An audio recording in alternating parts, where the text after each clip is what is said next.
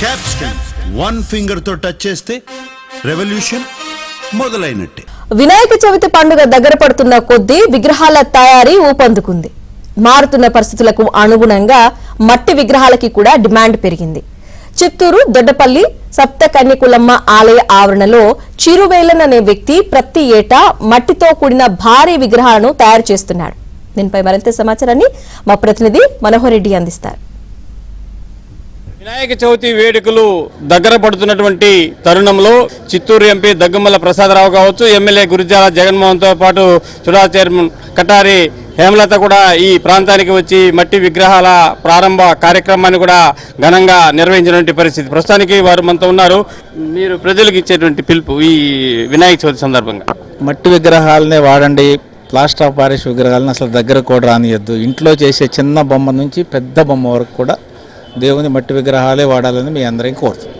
అన్న చెప్పండి, ప్రతి సంవత్సరం కూడా చిత్తూరు నియోజకవర్గంలో భారీ ఎత్తున ఈ మట్టి విగ్రహాల పంపిణీ అనేది జరుగుతుంది. మీరు ఇక్కడికి వచ్చి ఈ భారీ విగ్రహాలు మట్టితో తయారు చేసిన విగ్రహాలను ప్రారంభించారు. ఎట్లా చూస్తారు ఇది?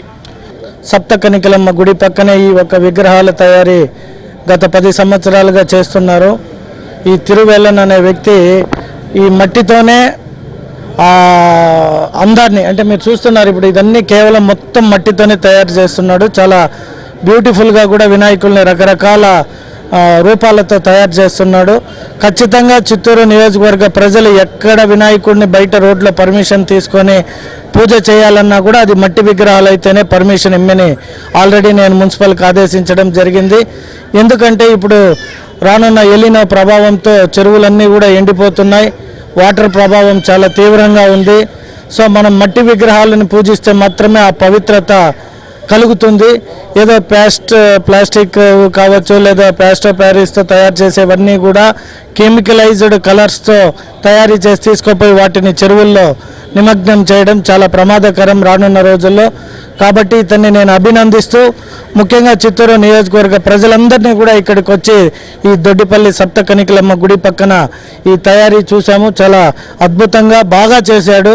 మీరందరూ కూడా ఈ విగ్రహాలనే తీసుకుంటే మాత్రమే నేను పర్మిషన్ కూడా ఇవ్వమని మున్సిపల్ శాఖ వారికి ఆదేశిస్తా.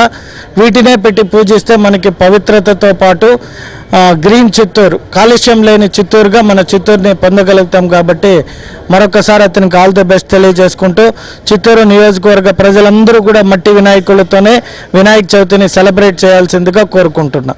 చాలా వరకు మనందరికీ తెలుసు, ప్రజల్లో కూడా చాలా వరకు అవగాహన అనేది వచ్చింది. మనతో పాటు మన పరిసరాలను కూడా పరిశుభ్రంగా ఉంచుకోవాలి. ముఖ్యంగా నీటి సమస్య కూడా తలెత్తకుండా మనం ఏదైతే నిమజ్జన సమయంలో మనకి మట్టి విగ్రహాలు అయితే ఈజీగా మట్టిలో కలిసిపోతాయి, నీరు కూడా కాలుష్యం అనేది అవ్వదు, పర్యావరణం కూడా పరిశుభ్రంగా ఉంటుంది. కాబట్టి ప్రతి ఒక్కరిని మేము కోరుకుంటున్నాం, మనం ఇంట్లో పూజించే చిన్న వినాయకుడి నుంచి వీధుల్లో పెట్టే పెద్ద వినాయకుల వరకు అందరూ కూడా దయచేసి మట్టి విగ్రహాలని ప్రోత్సహించాలని కూడా కోరుకుంటున్నాం.